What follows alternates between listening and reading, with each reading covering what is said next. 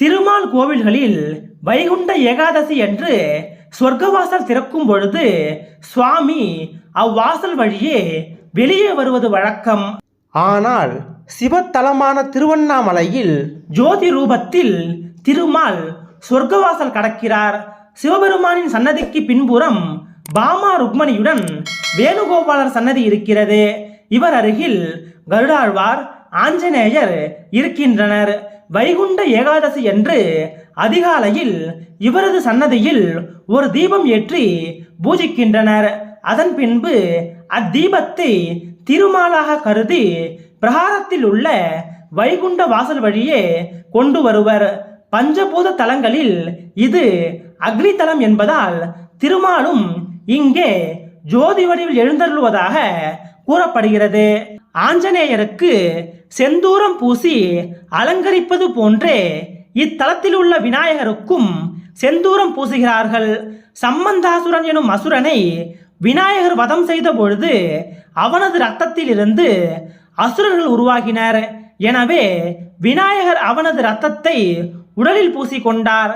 இதன் அடிப்படையில் சித்திரை பிறப்பு, விநாயகர் சதுர்த்தி, திருக்கார்த்திகை மற்றும் தை மாதத்தில் ஓர் நாள் என வருடத்தில் 4 நாட்கள் மட்டும் இவருக்கு செந்தூரம் சாத்தும் வைபவம் நடக்கிறது. இவரை தவிர யானை திரை கொண்ட விநாயகர் தனிச்சன்னதியில் இருக்கிறார். மாட்டு பொங்கல் அன்று இங்குள்ள நந்திக்கு விசேஷ பூஜை நடக்கும். அன்று அனைத்து காய்கறிகள், பழங்கள், இனிப்பு வகைகள், பலகாரங்கள் மற்றும் அனைத்து வகை மலர்களால் ஆன மாலைகளை அணிவித்து பூஜை செய்வர்.